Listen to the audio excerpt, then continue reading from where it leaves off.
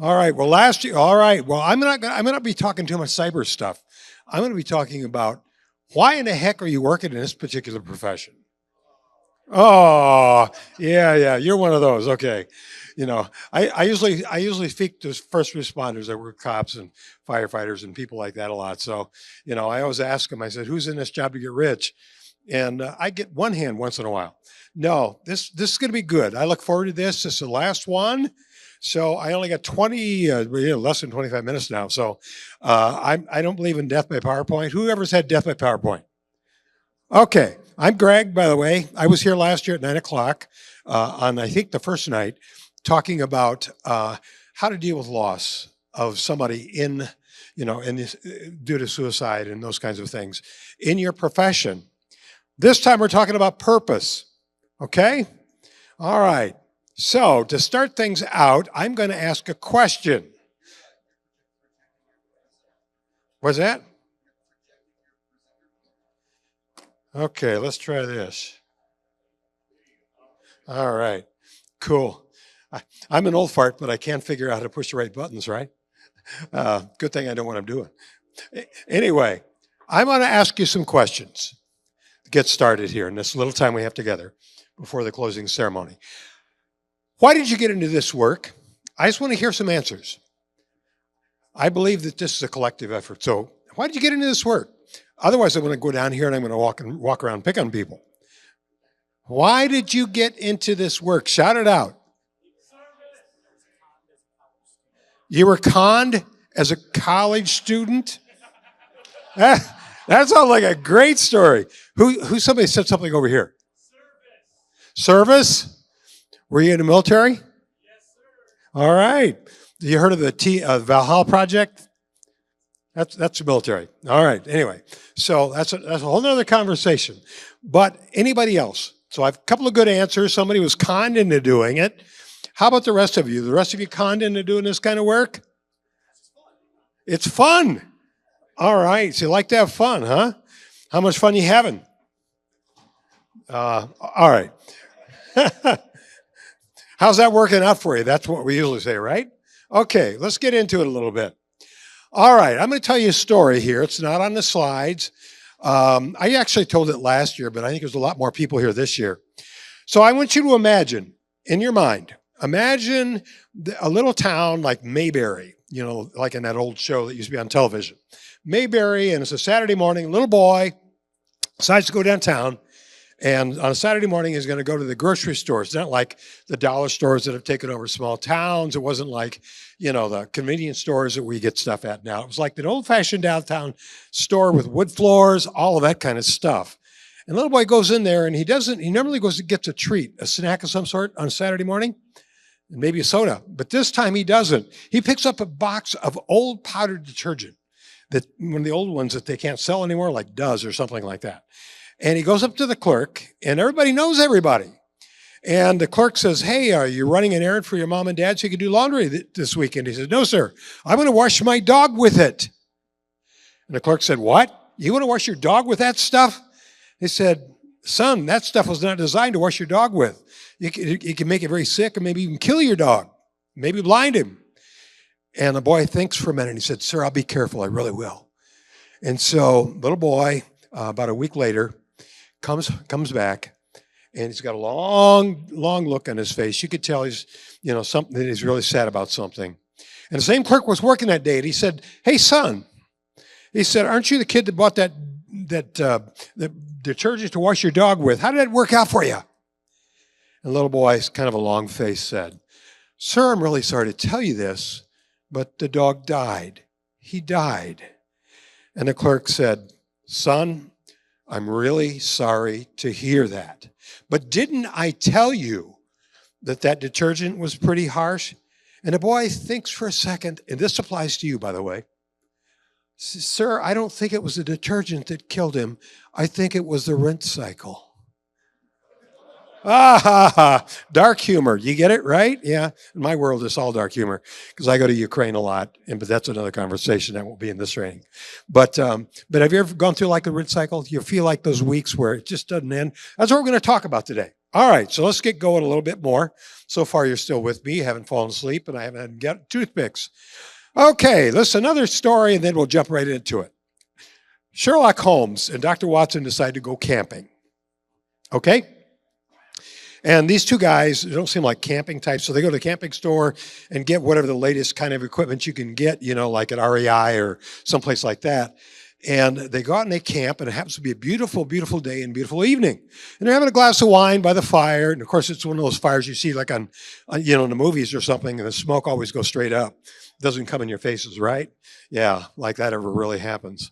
And they're sitting there and they're drinking wine and just looking around and talk and just enjoying each other's presence. So Sherlock says, well, I'm kind of tired. I'm going to go to bed. So he crawls in their tent. And then Dr. Watson follows shortly thereafter. About 3 in the morning, Sherlock wakes up and he notices something's wrong, something's different. And he nudges Holmes, Dr. Watson, he says, "What, Dr. Watson, something's wrong here. Tell me what you see." And Dr. Watson, being the pontificating type, he said, "When I look at the night sky, I see billions and billions of stars," meaning we're just a tiny speck in the cosmos. And he said, because meteorologically, it means we're probably going to have a beautiful day tomorrow. And he turns to Sherlock and he said, "Sherlock, what does it mean to you?" He said, "Watson, you idiot, it means that somebody stole our tent." Now, that's as funny as I get. But here's the thing. We all get into the fields that we're in. You make a difference. You really do. And I thank you, seriously, for what you do because, you protected a lot of people in ways that you don't, especially work in cybersecurity or in forensics. Any of that work you do is something I don't understand. I know how to use a computer. I know just enough to be dangerous, but that's about it. So, but somebody sometimes is still in your tent. Sometimes you get disillusioned. That steals your purpose, your why. Okay. You have to deal with a lot of stress. Who here does not have any stress? You said it's always fun.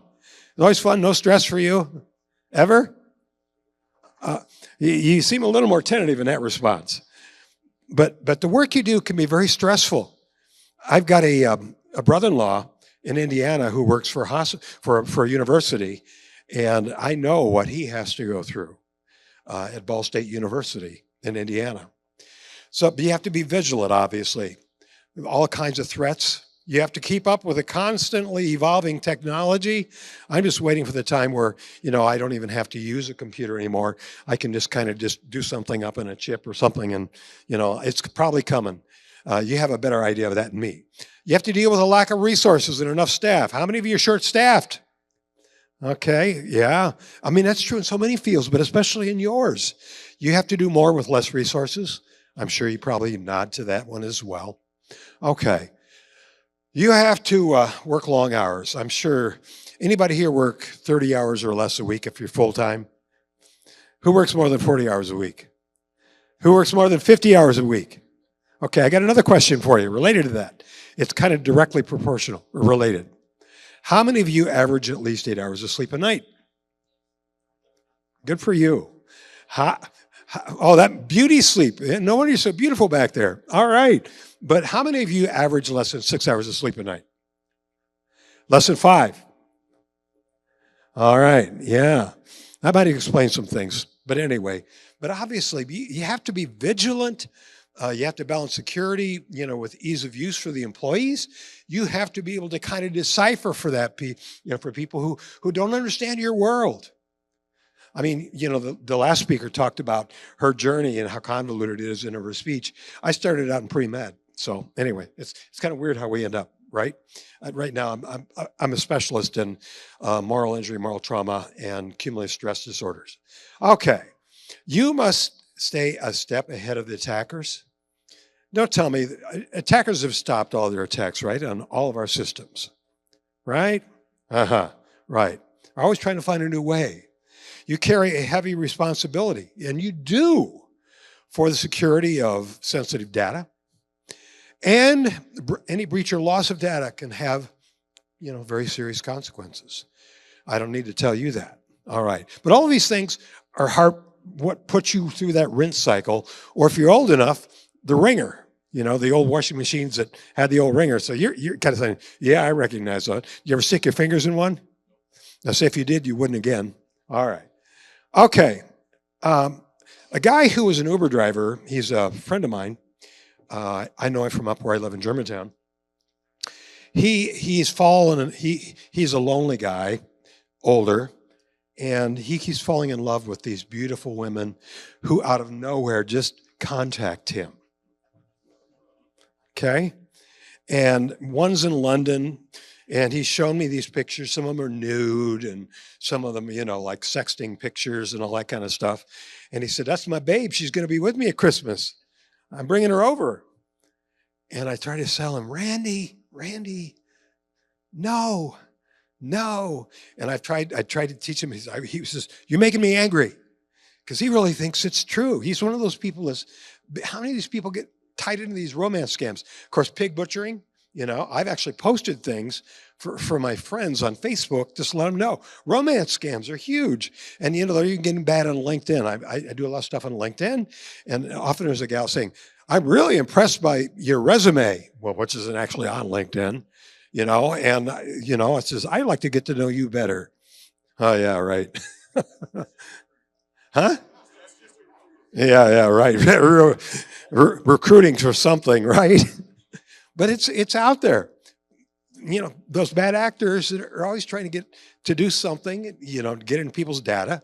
I remember my dad, when I was working with the FBI years and years ago, my dad always felt bad because he was a blue-collar worker, and he wanted to be able to give us kids something, having worked in a factory, retired. My mom had already died.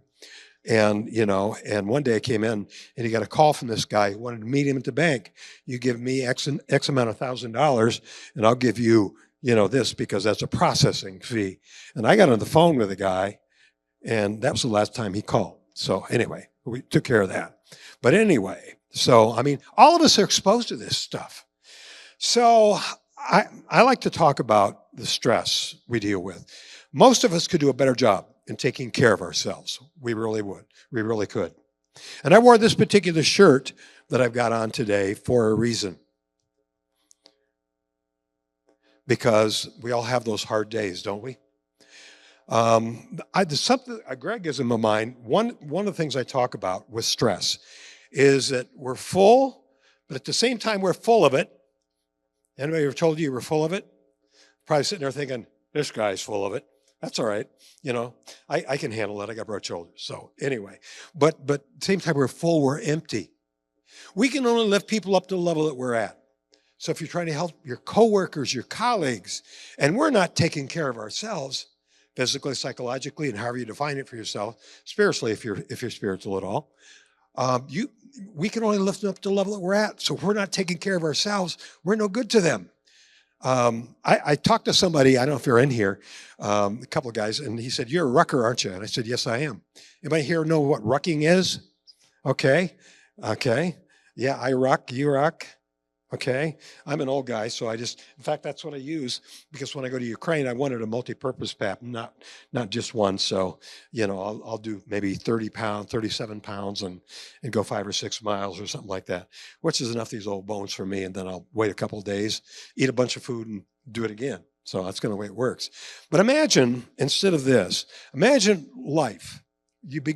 We all started life as tiny infants. We don't remember most of the experiences, but imagine with life, we get this pack. It's empty, like a backpack, okay?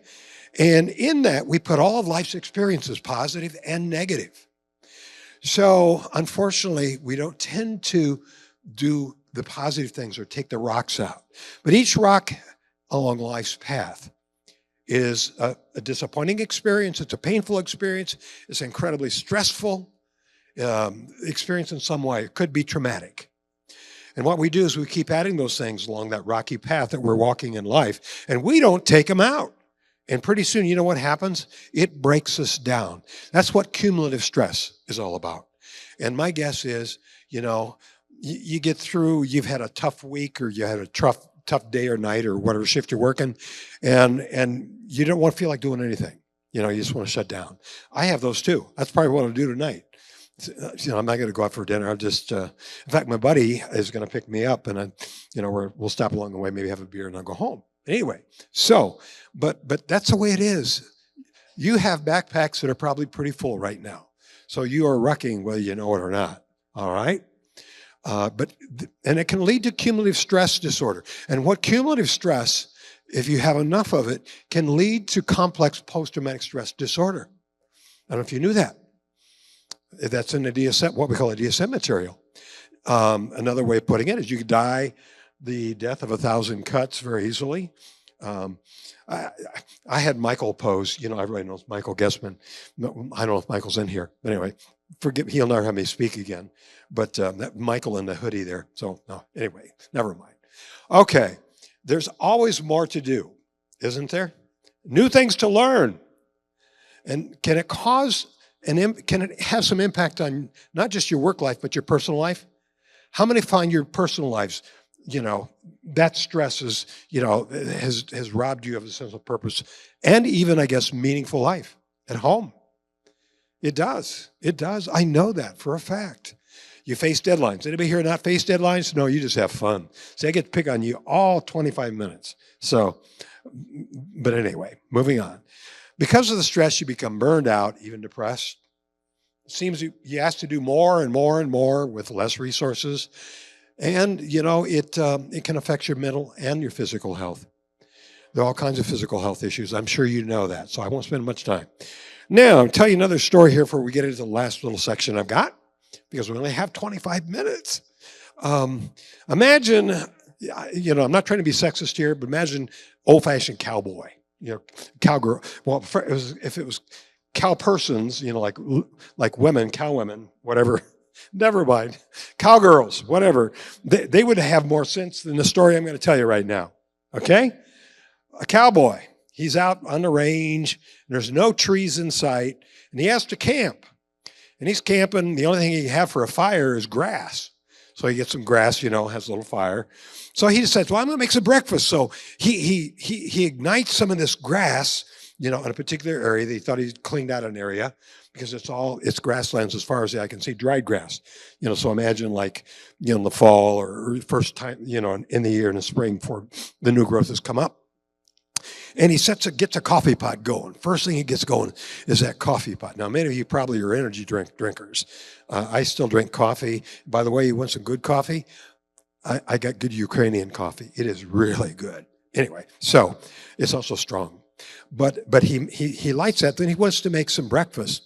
So he's starting to do that, but a stiff wind comes up and it starts blowing the fire away, So he's walking along where the flames are the biggest, trying to keep up to get a skillet with some eggs and maybe some bacon or something like that going. And he keeps going and he keeps going and he keeps going. That wind just won't stop. And pretty soon, when he finally gets his breakfast meal done, he's 3 miles away from his coffee. Now, here's the thing. Imagine that coffee is your purpose. You ever feel like you're 3 miles away from that purpose? From what you initially thought you would be doing, what you felt called to do, what you felt called to serve, as you talked about. Yeah, so like that old cowboy. So, yeah, I guess the moral of that story is do not make a campfire over grass. And if you make campfire coffee, well, I'm going to keep it all together. All right. This is, by the way, this is a picture. This is actually my business card. But Friedrich Nietzsche obviously said those who have a why to live can survive almost anyhow. The book I'm working on right now takes stories. We get into all of these horrible things that have happened because I get called to. I was at Sandy Hook, the Sikh temple mass shooting, when it became a hate crime. I was involved with Molson Coors shooting that took place on Ash Wednesday a few years ago, and on and on and on, and part of the strike team to Hurricane Katrina. So this is kind of work that I do, but I learn lessons from that. And I always see people who look for some purpose in the midst of something horrific. And in Ukraine, I'm seeing it all the time because I am in the war zone when I go over there, and I take a team over, and we try to help them with moral trauma. That's kind of our purpose. So, but obviously, and that picture, by the way, that's the front yard of our cabin in the UP. So that's where I go. Like, some of us go, we just have to get away from, unplug from everybody. It's off the grid. Imagine that. Okay. Refining your purpose in difficult times is essential for healing and hope. You may have drifted away from that, like that fire. But it's essential for healing and for resilience. It really is. Be reminded in 25 minutes, I cannot get real specific in how we do that. I can only give you an overview. All right. What do you think would happen in our modern world if there was no cybersecurity? None at all. Somebody just shout it out. I think you know. Somebody give me, I'll give you a platinum emoji. Huh? Keep on going. If there's no cybersecurity? Oh, you think? Okay. All right. Yeah. All right. I'm trying to imagine that world. Oh, but anyway, yeah. Yeah. My phone, that would be a catastrophe to some people, wouldn't it? Yeah, it's the good stuff. Okay. Now here, obviously, don't forget your value. You protect things and people. Here, a story here. You're probably familiar with this. It was some time ago, a pacemaker, an elderly patient. Not too long ago, there was a massive recall of pacemakers due to a security issue. Equifax hack impacted 145 million Americans. Cybersecurity matters, folks. You know that. You don't get thanked for it, but probably as much as you should, but it counts. It's a terrifying and exciting prospect, that what you do is very valuable. So if you are a leader, if you're an executive in your organization, it is essential that you connect your people to their sense of purpose, that they have value. I don't care if they just clean the toilets, they have value. I make a point of speaking, wherever I go to speak, of thanking everybody because, we all do this together. We really do. I got three more slides. Army General Joe Robles was USAA executive. He believed the most important thing that a leader can do is connect their people in that organization to their purpose. In Detroit, Jerry Anderson was first president of Detroit Electric. He didn't believe in that organization, big organization, and the power of higher organizational purpose, or even connecting his people that they had value to their purpose. That would be pretty demoralizing, don't you think? But he went to a General Robles' seminar, and his eyes were opened. And he said, there's got to be a better way, because he saw the morale in the USAA as being really good. And so what he did was they put together a video showing janitors, truck drivers, plant operators, corporate leaders, all kinds of people, what the value that they did, the maintenance people, what they did as a part of a whole group to be able to provide the important and essential energy to like hospitals and all kinds of other groups. And the first group of professional people he showed it to were so moved that they gave it a standing ovation. When the rank and file workers saw it, they were moved to tears. Like, my gosh, I do have a purpose here. You do. I don't care where you are, within your system, but you've got a purpose, a very valuable purpose. Sometimes, it can get lost along the way. That's what we're speaking about. So yours is a noble calling. And you can make a difference in more ways than you ever know. Okay, now I'm going to finish with this right here. This gentleman here said he was in the military, correct? Raise your hand again. Okay. Anybody else here former military? Thank you for your service, folks. I'm going to tell you a military story to conclude things with. Okay? So, you know what the voluntold method is, right? Anybody here know what the voluntold method is? Anyway, an Army sergeant, it was an Army base down south. This happened during World War II. I've been trying to get a hold of this so I can get the credit for this story so it can be in my book that I'm 120 pages into. Anyway, sergeant gives four soldiers, four voluntold, gives them shovels, marches them behind a building, and he instructs the men, they were men, to dig a hole 4 feet by 4 feet by 4 feet deep. He doesn't tell them why, what their purpose is. And he said, come get me when it's done. I'll inspect the hole and decide whether we need to dig another one. So They're sweating. The ground was like concrete because it had been a drought that summer. And they call the sergeant over. He looks at the hole. He says, okay, men, fill it up. Okay, men, come down and do another hole, 4 feet by 4 feet by 4 feet deep. And he still doesn't explain why they're doing this.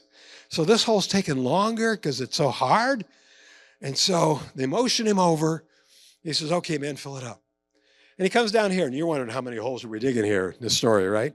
He says, okay, man, dig another hole, 4 feet by 4 feet by 4 feet deep. And they're really starting to get frustrated. This is stupid. But nobody says anything yet. This hole takes even longer. So they call him over. He says, okay, man, I'm sorry, fill it up. He comes down here and he says, men, I want you to dig another hole, 4 feet by 4 feet by 4 feet deep. And one of the soldiers has had it up to here. He slams down his shovel. He said, you can court-martial me if you want to, but this is stupid. Why are we doing this? And the sergeant, rather than reading in the riot act, was kind of embarrassed. He said, I owe you men an apology. I forgot to explain in my haste to get this done why we're digging these holes here. He said, you see, there's a gas line running right here. And we don't have the equipment to detect the gas leak. There's a gas leak other than by digging these holes. And so all of a sudden, it dawned on him, so that's why we're doing this. And what the real magic of this story was, is the last 10 holes took less time to dig than the first 4. Same crew. They were now tired. Only one thing had changed. Purpose. My friends, I've gone 2 minutes over time. Thank you for your purpose. Don't forget it. Take care. We're done.